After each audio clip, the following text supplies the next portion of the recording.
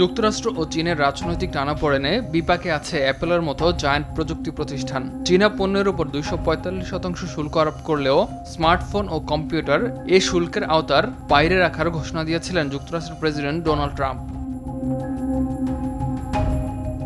তবে সম্প্রতি নিজের সামাজিক মাধ্যম ট্রুথ সোশ্যালে ট্রাম্প জানান, এবার পুরো ইলেকট্রনিক্স সরবরাহের উপর শুল্ক আরোপ করবেন তিনি, যার মধ্যে রয়েছে সেমিকন্ডাক্টর থেকে শুরু করে সব ধরনের যন্ত্রাংশ।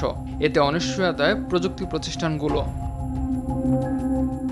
Designed in California, made in China, আইফোনের গায়ে থাকা এ ধরনের লেবেল বিশ্ব বাণিজ্যের প্রতিচ্ছবি। বছরে বিশ্বজুড়ে 22 কোটিরও বেশি আইফোন বিক্রি করে জনপ্রিয় প্রযুক্তি জায়ান্ট প্রতিষ্ঠান অ্যাপল।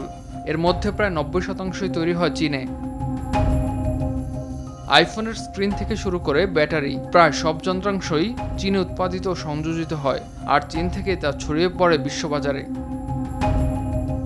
তবে ট্রাম্প প্রশাসনের নতুন ট্যারিফ নীতিতে এই সরবরাহ ব্যবস্থা এখন অনিশ্চয়তার মুখে। ট্রাম্পের শুল্ক নীতির কারণে অ্যাপলের শুধু উৎপাদন ব্যয় বাড়বে না, বরং অ্যাপল পণ্যের দাম বাড়তে পারে মার্কিন বাজারে, যা সরাসরি প্রভাব পড়বে ক্রেতা ও কোম্পানির উপর। পাশাপাশি চীনের উপর নির্ভরশীলতা কমাতে অ্যাপলকে অন্য দেশে কারখানা স্থানান্তরের চিন্তাও করতে হচ্ছে। এটি বেশ সময়সাপেক্ষ ও ব্যয়বহুল, যা প্রতিষ্ঠানটির জন্য রীতিমতো এক দুঃস্বপ্ন।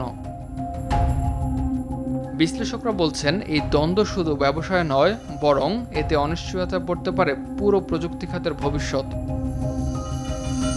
ইমতিয়াজ আহমেদ, RTV।